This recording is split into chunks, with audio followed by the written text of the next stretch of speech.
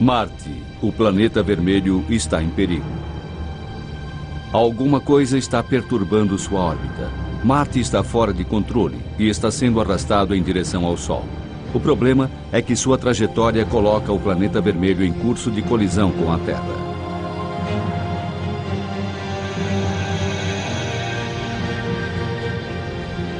Ficção, talvez, mas não se engane.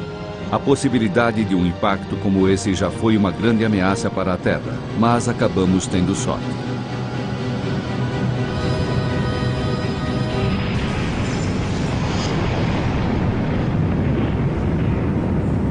A Terra foi realmente atingida por algo mais ou menos do tamanho de Marte. Nós temos uma Lua como resultado desse impacto e isso foi ótimo porque a Terra seria um lugar muito diferente hoje.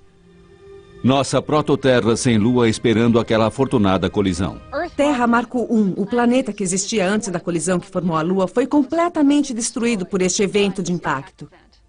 E a Terra na qual vivemos hoje, Terra Marco II, é um planeta diferente do que teria sido se o impacto criador da Lua não tivesse ocorrido.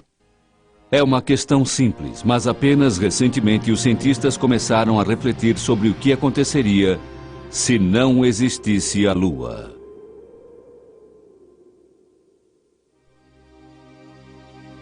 Se não tivéssemos um Sol, não existiria vida na Terra. Na verdade, a própria Terra não existiria.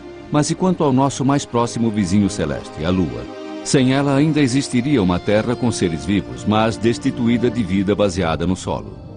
Plutão é o único outro planeta com uma Lua única e relativamente grande. Mas estes pequenos e remotos corpos celestes são planetoides gelados e, na verdade, não contam. Júpiter, o maior dos planetas, possui 16 luas, mas como aqueles outros gigantes gasosos, Saturno, Urano e Netuno, estas luas são comparativamente anãs. Júpiter e seus satélites lembram um mini-sistema solar. Marte possui 2 luas minúsculas, mais parecidas com asteroides capturados. Em certos aspectos, Vênus é o planeta gêmeo da Terra, mas as semelhanças não se estendem a um amigo próximo. Vênus não possui uma lua, e nem Mercúrio, um pouco maior do que nossa Lua e o planeta mais próximo do Sol. Dentro do Sistema Solar, apenas a Terra, para sua sorte, possui uma única e grande Lua. Por quê? Você não quer uma teoria que é tão evolucionária que acontece com cada um dos planetas? Porque então Mercúrio deveria ter uma lua grande, Vênus deveria ter uma lua grande, Marte deveria ter uma lua grande, e eles não as têm. Se a Lua e a Terra tivessem se formado juntas no embrionário Sistema Solar, a Lua deveria possuir um grande núcleo ferroso, como a Terra. Ela não possui, e portanto essa teoria é suspeita. E quanto à teoria da captura? Será que a Terra tomou como refém um planetoide que estava de passagem? Impossível. Um corpo tão grande como a Lua continuaria sua trajetória. Uma terceira teoria diz que a semifundida prototerra girava tão rápido que uma parte se desprendeu da saliência equatorial. Mas a física não comprova. Enquanto a NASA se preparava para ir à Lua, os cientistas procuravam uma explicação mais plausível. Harold Urey, um geoquímico que estava envolvido nos planejamentos iniciais das missões Apollo, fez um comentário de que nenhuma das 3 teorias eram válidas e que nem a Lua deveria estar ali. Mas a Lua continua em seu lugar. E desde 1969, 6 missões transportaram 12 astronautas até a superfície lunar.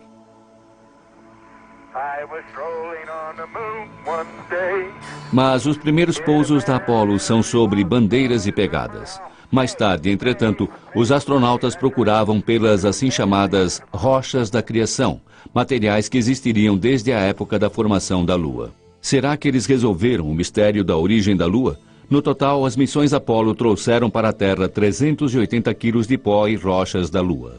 2, 1, 0, decolando e lançamento. Câmbio e ignição. Assim que as primeiras expedições Apollo voltaram de suas missões na Lua, foram realizadas uma série de conferências anuais em Houston para estudar as rochas que elas trouxeram de volta e falar sobre a química e as propriedades dessas rochas. As pessoas chamavam essas conferências de festivais das rochas, uma a cada ano. Os resultados são decepcionantes. As rochas são semelhantes às do manto terrestre. Elas não possuem água e muito pouco ferro. Estas não são rochas de sua formação, e não é uma surpresa. Por mais de bilhões de anos, um bombardeamento cósmico destruiu as mais antigas rochas da superfície lunar. Até certo ponto, a busca pelas rochas de sua origem foi um esforço inútil. O homem andou sobre a Lua e os teóricos de sua origem não deram grandes passos. Vários cientistas se reuniram e começaram a pensar, já se passaram cerca de 10 anos desde o final das missões Apollo e deveríamos estar conhecendo mais sobre a origem da Lua e os primórdios de sua história. Ao se concentrar apenas nas análises das rochas, Hartmann acredita que seus colegas deixaram de lado um quadro mais amplo. Ele está convencido de que os impactos são a pista a seguir. A Lua é um completo registro de 4,5 bilhões de anos de colisões no espaço, e ela já foi vítima de algumas fortes pancadas, não imediatamente óbvias, do hemisfério que se volta para a Terra. Antes da Apollo, quando a face oculta da Lua era quase desconhecida, Hartmann tentou mapear as crateras nos limites do hemisfério visível. Num laboratório, ele e um colega montaram um globo especial. Projetamos as melhores fotografias naquele globo, seguimos para o lado e então descobrimos uma nova variedade de características que as pessoas haviam ignorado. Manchas grandes, concêntricas, enormes crateras de 1000 quilômetros de diâmetro representam uma das conexões com minha própria teoria de que a Lua havia sofrido grandes impactos e que no início existiam grandes corpos vagando pelo sistema solar, colidindo com outros planetas. E para cada impacto na Lua, 25 ocorriam na Terra.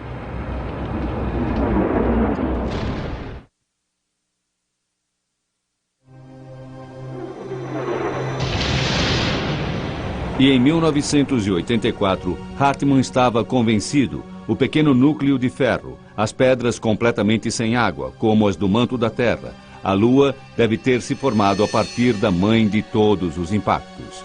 O objeto de impacto deveria ser do tamanho de um planeta. Mas os mundos podem colidir? Na Rússia, uma nova teoria da formação planetária sugere que é possível. Nosso jovem sistema solar é ainda uma grande confusão. De uma vasta nuvem fundamental, partículas se reúnem em grupos. Elas crescem até o tamanho de uma bola de basquete, se agregando e colidindo. Em pouco tempo, atingem o tamanho de montanhas. O processo leva cerca de 100 milhões de anos.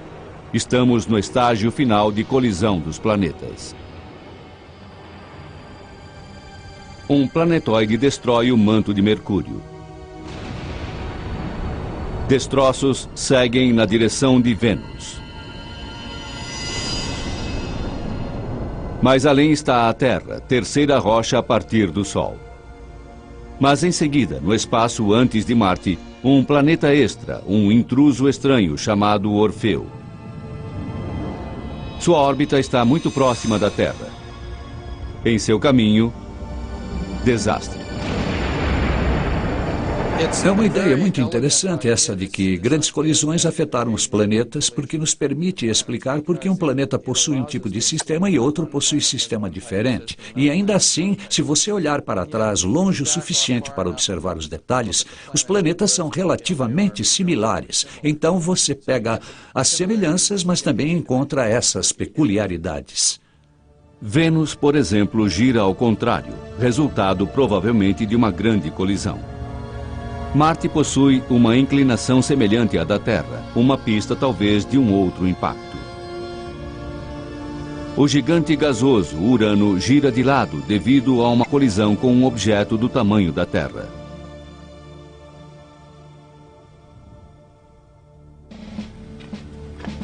Entra em cena um especialista em impactos. Baseado como Hartmann em Tucson, Arizona, Jay Melosh não acredita na teoria de Orfeu, mas está disposto a colocá-la à prova.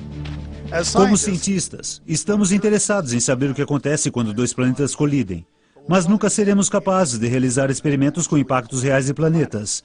Então precisamos de outra forma de coletar informações sobre o que acontece durante uma colisão planetária.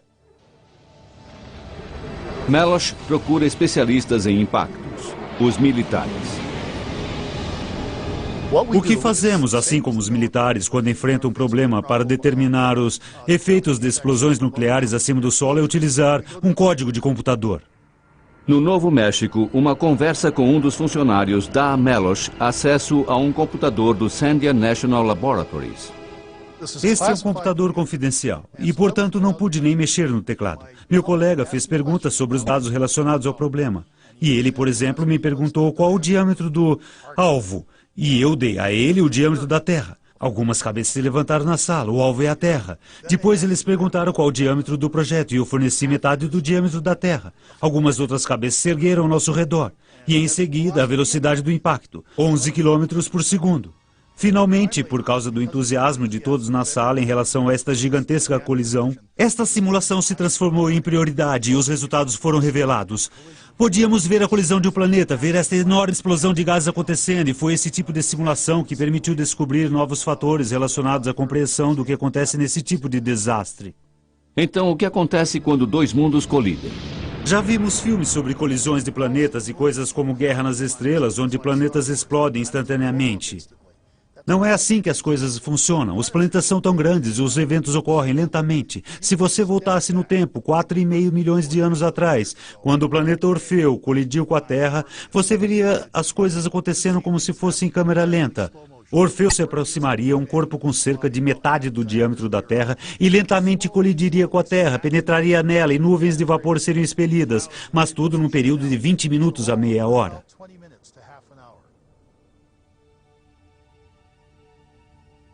A colisão criaria uma grande quantidade de vapor que seria esguichado para o ar. E o vapor não obedece às mesmas regras que as rochas sólidas. Ele se expande sob pressão interna. E isso, na verdade, permite que uma boa parte do material fique girando em órbita ao redor da Terra.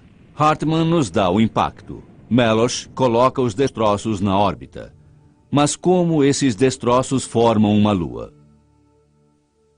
É, na verdade, um tipo de evento aleatório. Qual corpo acaba colidindo com outro corpo para criar os planetas finais?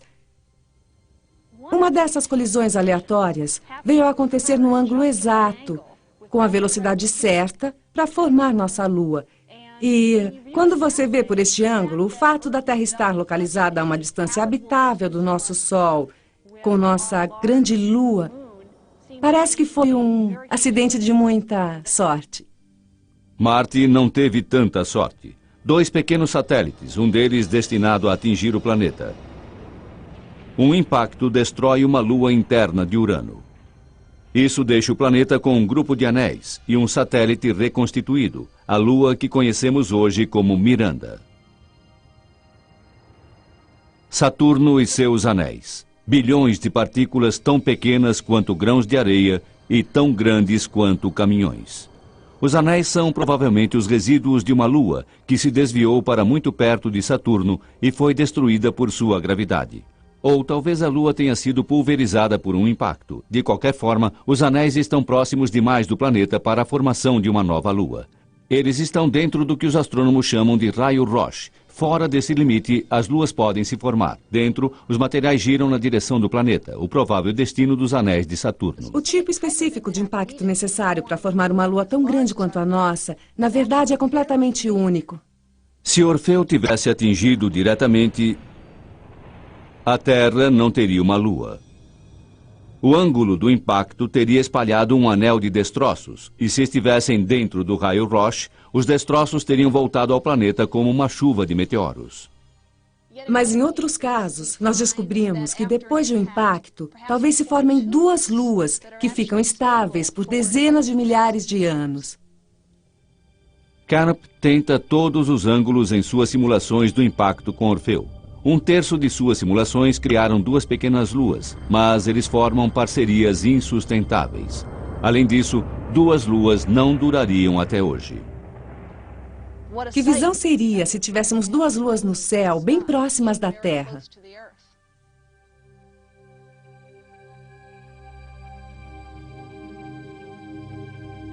Com 2 luas, a lua menor e mais próxima ou cairia na Terra ou as luas acabariam por colidir. Mas para produzir nossa lua, Canopy escolhe uma abordagem mais indireta. Descobrimos que se você faz o impacto acontecer a um ângulo bastante descentralizado, de uma forma que o objeto quase não atinja a Potro-Terra inteiramente, esta configuração é muito boa para colocar o objeto em órbita. O impacto descentralizado pode destruir parcialmente o corpo que está colidindo, que então se afasta da Terra e temporariamente se reestrutura antes de voltar para um segundo impacto.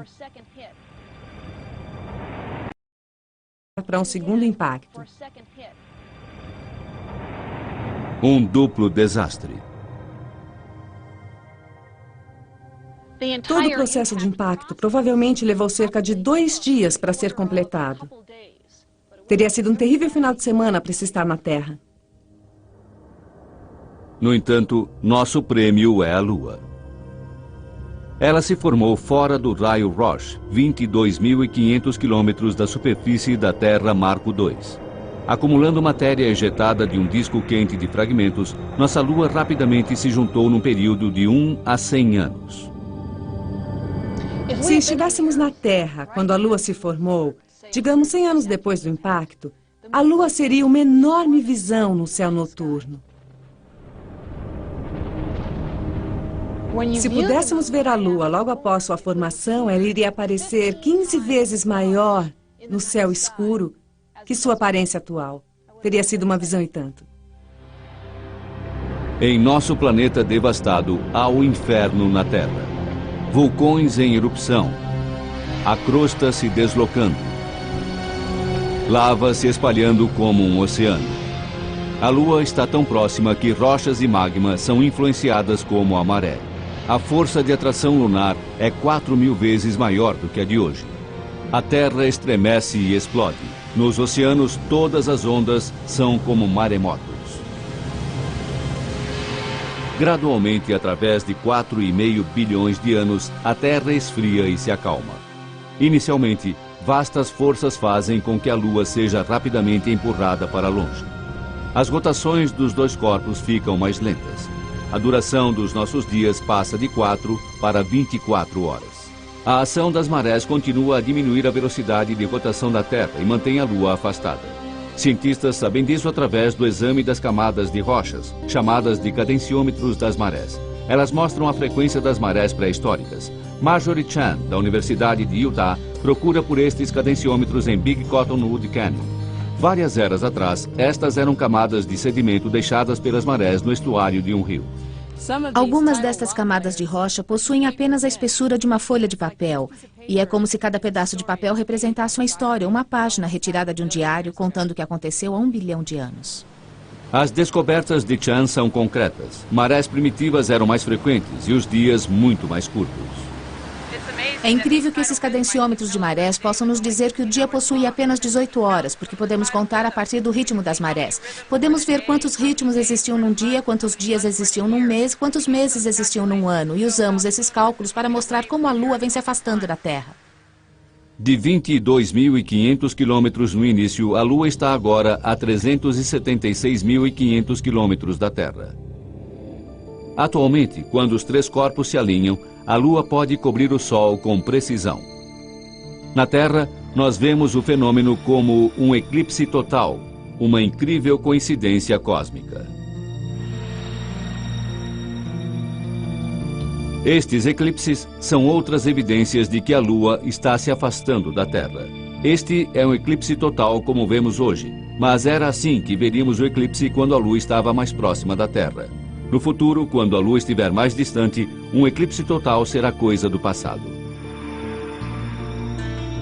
Antigas documentações de eclipses revelam que há apenas cerca de 2.000 anos atrás a duração do dia era um pouco mais curta do que atualmente.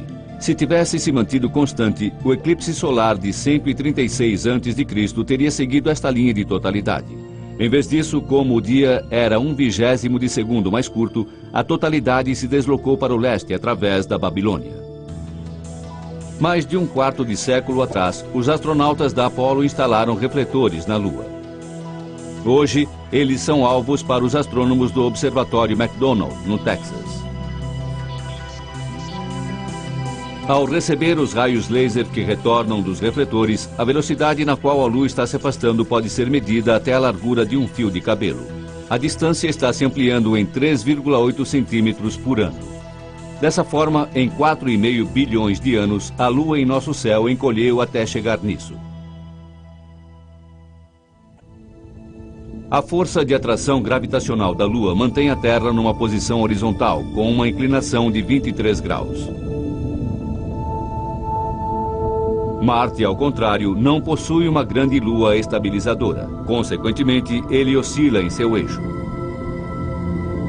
Ao longo de milhões de anos, a inclinação pode variar de 0 a 90 graus, fazendo com que seu clima seja inconstante. Imagine a Terra dessa forma. Em Paris, no Bureau de Longitude, o astrônomo Jacques Lascar faz exatamente isso.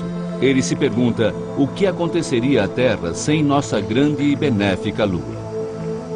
Primeiro, ele faz modelos da Terra com a Lua. Nosso eixo se move num círculo, mas sempre a 23 graus. Ao remover a Lua, o movimento circular diminui, mas o planeta fica maluco. Os cálculos de Lascar mostram um caos. Tire a Lua e nós perdemos toda a estabilidade. A Terra oscilaria pelo interior do sistema solar. Lascar não tem dúvida de que dependemos completamente de nosso parceiro no espaço. Se não existisse a Lua, o eixo da Terra ficaria sempre oscilando entre 0 e 90 graus. E o clima no nosso planeta mudaria radicalmente. Então podemos dizer que a Lua é um regulador climático para a Terra. Mesmo com a Lua, a Terra sofre pequenas oscilações. Como um membro da equipe da NASA que estuda as origens da vida, Lynn Rothschild sabe que até mesmo as menores mudanças de inclinação geram profundas consequências. Alguns pesquisadores na Alemanha apresentaram uma teoria de que a razão da civilização na Terra ter começado na região do delta do Nilo e não no Saara, onde existiam grandes grupos de humanos naquela época, é porque o ângulo oblíquo da Terra havia mudado menos de 1 grau. O próspero Saara, no norte da África, se transforma numa parda região estéril. Hoje, ele é o maior deserto da Terra, produto de uma mudança de ângulo do eixo planetário. Sem a Lua, estaríamos vivenciando mudanças de angulação de 20, 30, 40 e 50 graus e até mais. E então compare essas mudanças com aquela de menos de 1 grau que causou a migração em massa de humanos e podemos imaginar que problema sério a falta da Lua traria para a vida na Terra. Portanto, ao perdermos a Lua, existem motivos para preocupação. Seria este o Egito quando a Terra começar a oscilar? Seria este o Saara do futuro? Será que a Antártica se transformaria num deserto escaldante? Estas são as perspectivas se nós perdermos a Lua e a Terra girar descontrolada. De repente, teríamos verões que seriam incrivelmente quentes. Na parte terrestre, estamos falando de talvez mais de 100 graus centígrados, mais do que a temperatura de ebulição da água. Por outro lado, teríamos invernos com temperaturas abaixo do congelamento, provavelmente tão frio quanto o gelo seco. Temperaturas incrivelmente frias. Placas de gelo avançariam e recuariam através do Equador. E pior ainda, com a Terra balançando caoticamente, os círculos polares derreteriam, os níveis dos oceanos subiriam, ilhas desapareceriam e nossas cidades costeiras seriam inundadas.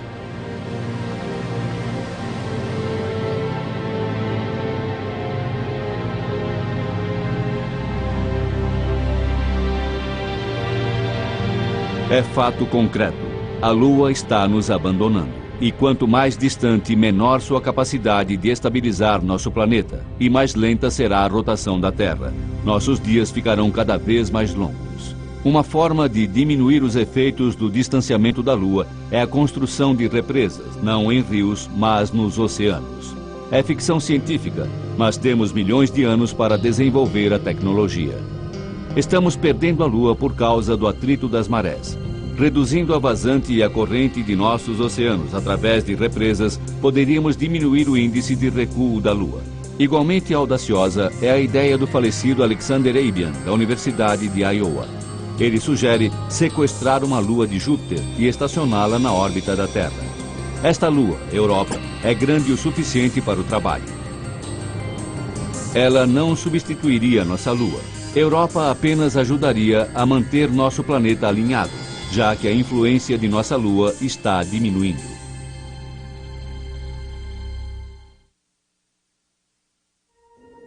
Lua cheia sobre o planeta Terra. Ninguém sabe a razão, mas a lua cheia significa problemas iminentes para hospitais, prisões e as ruas de qualquer cidade. Alguma coisa acontece com as pessoas quando é época de lua cheia. Sempre se encontra algum problema. É como se alguma coisa no ar tomasse conta das pessoas, deixando-as excitadas, algumas vezes com resultados ruins.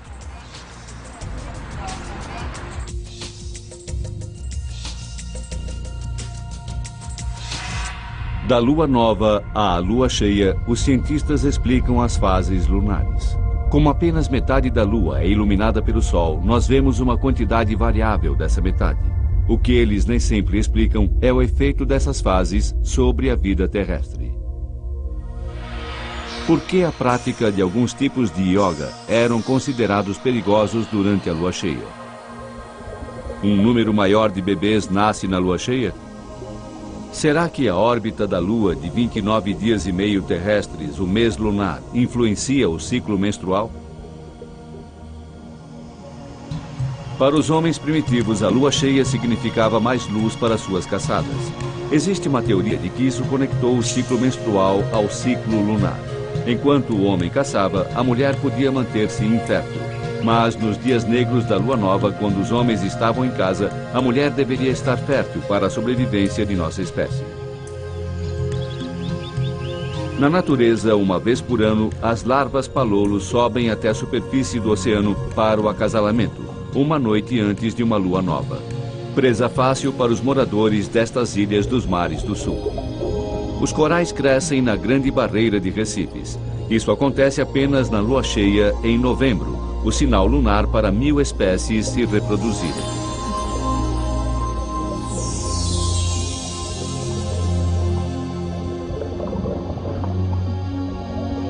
Quando as marés estão mais altas, na lua nova e na lua cheia, as tartarugas marinhas vão até as praias durante a noite para botar seus ovos, na época mais segura para chocar seus filhotes. Assim como a lua influencia as marés também influenciam os hábitos. Estes caranguejos emergem de seu esconderijo sob a areia somente na maré baixa. Nas Ilhas Galápagos, iguanas marinhos antecipam as marés baixas em até 2 horas. Isso dá a eles uma vantagem para chegar às áreas onde encontram alimento, que compartilham com as focas. As plantações vinícolas da França. Os agricultores daqui acreditam que na lua cheia a influência lunar é grande e a energia máxima é transferida para as uvas. Portanto, na França, os agricultores gostam de colher as uvas durante a lua cheia e prepará-las na lua nova, quando a influência lunar, acreditam eles, é menor, os sedimentos são menos perturbados e o vinho fica mais límpido.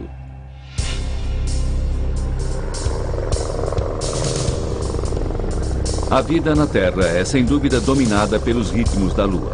A questão que está surgindo agora é se o impacto que formou a Lua pode ter acelerado a vida em si.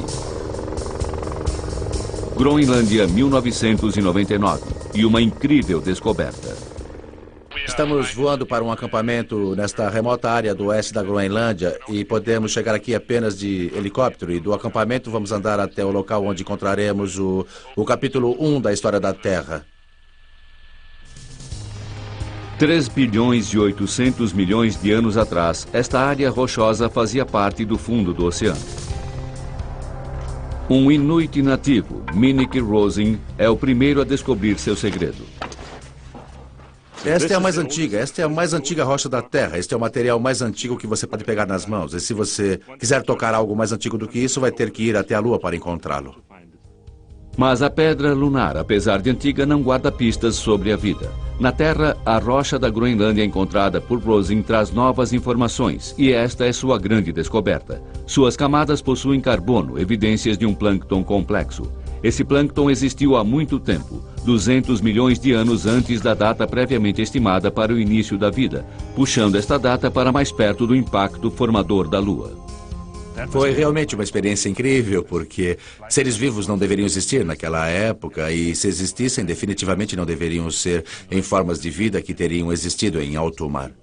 Previamente, acreditava-se que os seres vivos primitivos existiam apenas em ambientes extremos, alimentando-se dos gases de vulcões submersos. Este homem explica de forma brilhante as descobertas da Groenlândia. Como membro da National Academy, ele é consultor na área de ciências para o governo norte-americano.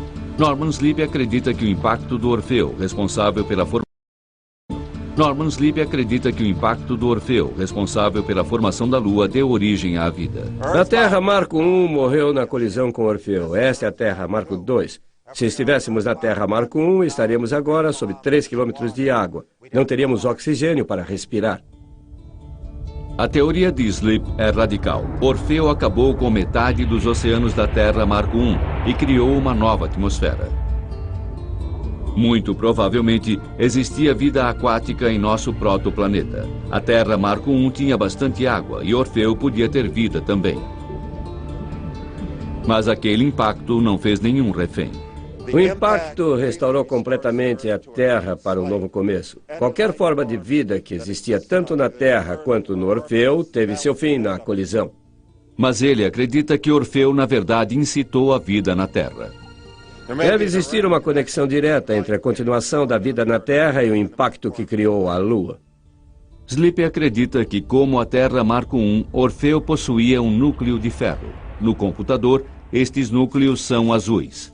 O impacto foi tão violento que eles se fundiram. Quando Orfeu colidiu, grandes quantidades de ferro foram misturadas à Terra. O ferro reagiu com a água, produzindo o hidrogênio. Isso produziu uma atmosfera redutora, que é essencial para o desenvolvimento da vida. Passe eletricidade através dela, como relâmpagos, e os precursores da vida podem ser criados. Em 1952, um famoso experimento demonstrou exatamente isso. Hal Urey e Stanley Miller criaram aminoácidos simples num tubo de ensaio. Mas sua pesquisa perdeu a força quando seus colegas insistiram que a Terra antiga não possuía as condições certas, uma atmosfera chamada redutora. Mas agora sabemos que o impacto de Orfeu pode ter produzido essa atmosfera. Mas vamos supor que não tenha existido nenhum impacto. Como nosso planeta se desenvolveu? A Terra Marco I seria apenas um oceano. Você poderia ver alguns poucos e pequenos pedaços de terra despontando no meio da água, como um pedaço do Tíbet, talvez o topo do Havaí, do Monte Everest, mas a superfície seria basicamente coberta de água. Sem um impacto, definitivamente não teríamos seres humanos na Terra. Esse documentário poderia estar sendo feito por outras formas de vida, mas com certeza não seriam humanos. Nós podemos apenas especular em relação às criaturas que evoluíram na Terra Marco I. É realmente curioso tentar descobrir como seria a vida na Terra. Seria possível a existência de seres inteligentes?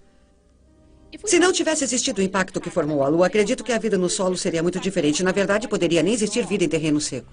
E sem uma Lua para diminuir a velocidade de nossa rotação, a Terra seria um local hostil e sem controle. Você teria uma Terra que giraria muito rapidamente. Com apenas o Sol e sem uma Lua, os dias passariam muito rápido, cerca de 3 vezes mais rápido do que hoje. O nascer e o pôr do Sol seriam muito mais rápidos. Tudo o que acontece durante o dia assumiria uma velocidade muito maior. E um clima absurdo.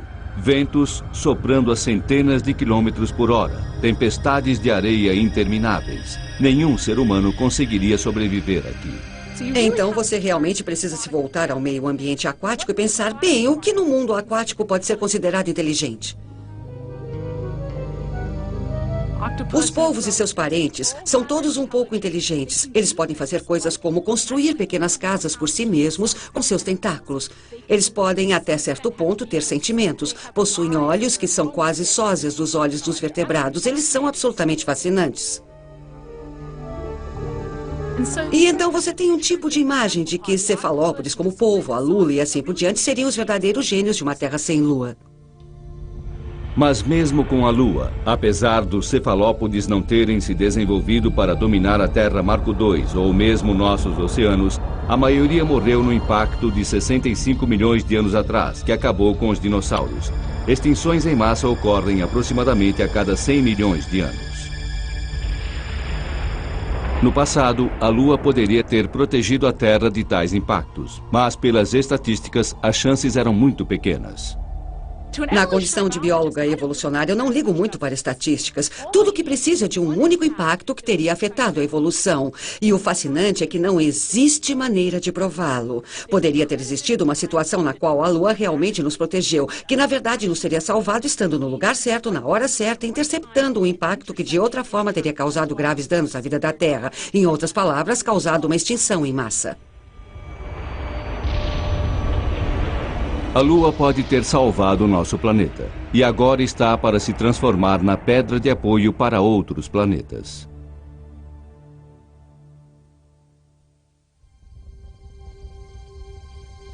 Como o acaso é um aspecto muito importante no desenvolvimento de um planeta, a Lua pode ser vista como um sinal de sorte. Se um pequeno grão de areia fosse deslocado só um pouco no início da história do crescimento planetário, mesmo que só pela espessura de um fio de cabelo, isso teria seus efeitos numa colisão 1 milhão de anos depois. Orfeu poderia não ter atingido a Terra. Isso poderia ter levado Orfeu até Vênus. Isso poderia ter produzido um sistema que seria muito similar ao sistema terrestre do nosso planeta atual. Só que Vênus ficaria com a grande Lua, em vez da Terra. Deixando qualquer vida inteligente na Terra sem meios de sobrevivência. 3, 2, 1, 0. E lançamento da nave espacial Lunar Prospector numa viagem para redescobrir a Lua. Mas como temos a Lua, temos a chance de colonizar o Sistema Solar e estamos a caminho novamente. Eu sempre olhei para a Lua como um mundo completo. As pessoas costumam se esquecer de que ela é um mundo. É um lugar muito grande. A área da superfície da Lua é igual à América do Norte e do Sul combinadas. Mas apesar das sondas e das 6 missões Apollo, nosso parceiro celeste continua a ser um estranho para os humanos. Aqui estamos com um mundo completo e quase não conhecemos nada sobre ele. Faço uma analogia com frequência de que se você tivesse 6 equipes espalhadas pela Califórnia e eles trabalhassem 3 dias, você nunca teria encontrado ouro nem teria encontrado petróleo. E você nunca teria encontrado água. Água entregue há bilhões de anos, segundo acreditam, por cometas. O gelo pode ainda estar preservado no interior de crateras escuras dos polos lunares. A pista foi dada em 1998, quando a sonda de Binder, Lunar Prospector, encontrou hidrogênio, um possível sinal de água. A quantidade de água sobre a qual estamos voando agora pode equivaler aproximadamente àquela que acreditamos estar congelada nas regiões polares da Lua, utilizando os dados do Lunar Prospector. Se este for o caso, então estamos prontos para uma colonização lunar. Se a água for confirmada, ela vale seu peso em ouro. Nós queríamos que as pessoas voltassem a estudar a Lua e compreendessem que este é o futuro da humanidade, o começo da colonização do Sistema Solar. Acredito que o Prospector está realizando essa missão. Eu gostaria de ver a humanidade na Lua, gostaria de ver a humanidade espalhada através do Sistema Solar. Esse é o ponto de partida. Quando o combustível do Lunar Prospector estava se acabando, Binder teve uma ideia.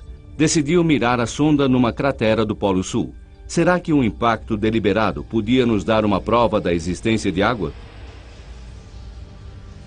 Infelizmente não, mas foi um tiro no escuro. David Gump é a nova geração, um empresário do espaço que planeja uma missão à Lua financiada comercialmente. Em sua base no deserto de Mojave, Califórnia, Gump possui um protótipo de um foguete reutilizável. Da órbita da Terra, ele lançará uma nave com o objetivo de procurar por água. Não possuímos prova concreta de que existe água na Lua e, portanto, nosso robô pousará provavelmente no Polo Sul, perto do local chamado de Pico da Vida Eterna. Portanto, nosso robô pousará provavelmente no Polo Sul, perto do local chamado de Pico da Vida Eterna, e em seguida entrará numa dessas crateras escuras dos polos, para ver se existe gelo que poderia ser recuperado para formar nosso primeiro oásis espacial.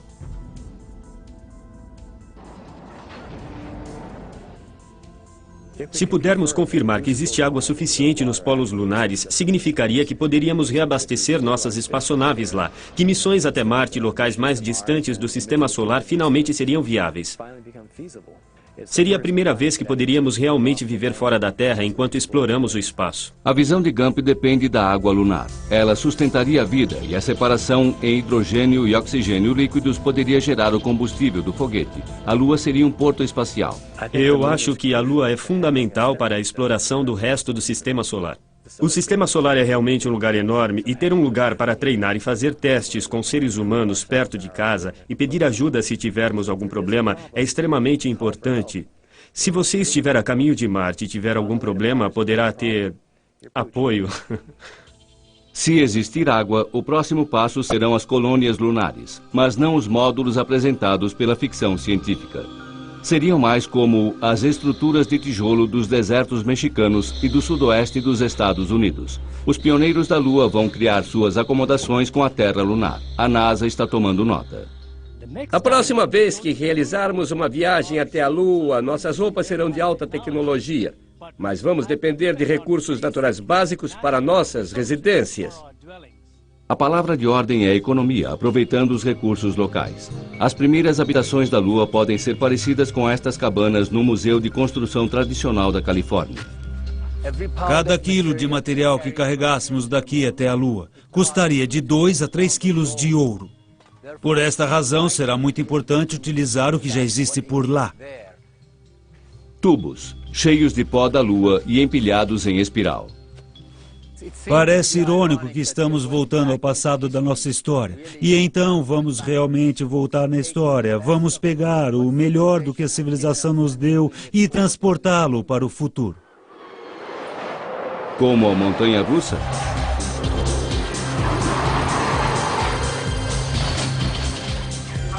Aqui, o arquiteto espacial Tangavello encontra o cientista de foguetes Anthony Zupero. O tópico é o transporte e a forma mais barata de partir da Lua. Você acha que isso vai ser parecido com o que vamos encontrar na Lua? Acredito que sim. Isso seria capaz de nos lançar da Lua? Uma viagem magnética de levitação que nos colocaria no caminho para Marte. A NASA está financiando o projeto. Com um sexto da gravidade da Terra, seria 100 vezes mais barato lançar veículos espaciais a partir da Lua. Mas imagine passar 3 anos aqui dentro, a caminho de Júpiter. O espaço é horrível. Você precisa ter alguma gravidade ou seu sistema imunológico não funciona. Seus ossos ficam frágeis. Precisa da gravidade. A única forma de ter gravidade é ter esse grande, giratório aparelho onde você será atirado contra as paredes. E é isso que Zúpero planeja. Um gigantesco anel inflado com gelo da água da Lua. Gelo armazenado numa estação de abastecimento na órbita lunar. Você não vai construir sua nave espacial. Você vai enchê-la. Você tem um saco plástico do tamanho de um estádio de futebol que se parece com um enorme pneu. E você enche suas paredes com água e está pronta a sua nave espacial de gelo. O anel gira e dentro dele os viajantes possuem a gravidade. Água em gelo armazenada nas paredes gera energia para o foguete. Para o retorno, o reabastecimento seria realizado numa das luas geladas de Júpiter. Eu nunca imaginaria que um foguete movido a vapor, uma tecnologia antiga, levaria 100 vezes mais do que o melhor dos foguetes. E isso significa que você levaria 100 pessoas daqui até Júpiter e para todas as luas de Júpiter, Ganimedes, Calisto, Europa. Absolutamente incrível. Tudo o que Zúpero precisa para fazer seu foguete a vapor é a fonte de energia de um submarino nuclear. Ele também pode recrutar alguns tripulantes de submarinos. Os submarinos foram as primeiras plataformas para os quais o programa espacial se voltou para descobrir como as pessoas reagiriam a viagens longas em isolamento. E eles aprenderam muito com os tripulantes. E acredito que o tripulante de submarino é o tipo de pessoa que estaria interessado em fazer alguma coisa que encontraria oportunidade nesse projeto. O problema enfrentado no momento é o fator nuclear. Um mundo que permitiria naves espaciais com propulsão de explosão nuclear seria muito diferente do presente.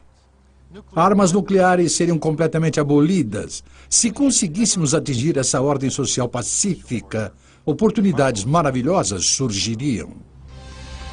Como iatista, Solin faz um paralelo com sua própria nave espacial nuclear, Medusa.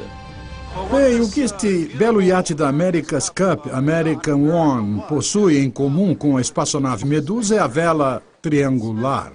A vela triangular é uma vela muito leve, içada acima da embarcação, e é controlada diretamente pelo vento. No caso de uma nave espacial, esta vela seria controlada por uma série de explosões nucleares. A Medusa precisa da Lua porque as explosões nucleares que impulsionam a vela estão envolvidas com a Terra lunar. A nave Medusa pode viajar a dezenas de milhões de quilômetros por hora. A Medusa é capaz de tornar possível a viagem interplanetária em espaços de tempo razoáveis para os seres humanos. Ela pode até nos levar às estrelas. E entre estas estrelas, existem planetas que estão se desenvolvendo como a Terra? Ou será que este crescimento depende da sorte que tivemos com a criação da Lua? Agora que estamos descobrindo planetas, entre outras estrelas, qual é a importância de uma Lua na criação de um meio ambiente como o da Terra? Se existirem 100 planetas, entre outras estrelas, com 50 dos planetas parecidos com a Terra, será que estes 50 planetas possuem as mesmas condições da Terra? Ou você só consegue esse tipo de ambiente quando possui uma Lua ao seu redor? Recentemente, começamos a fazer a seguinte pergunta: qual a possibilidade de se formar um planeta como a Terra, com uma grande lua como a nossa, em outros sistemas solares?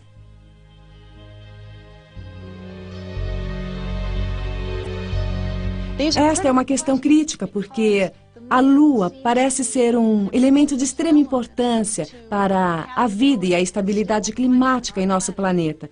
E para responder esta pergunta, qual a possibilidade de ter outras terras? Precisamos da resposta para outra pergunta: qual a possibilidade de ter outras luas? Até o momento, mais de 20 planetas foram identificados entre outras estrelas. Nenhum como a Terra. Um dia, talvez a bordo da nave Medusa, possamos encontrar um tranquilo planeta azul com uma única e grande lua.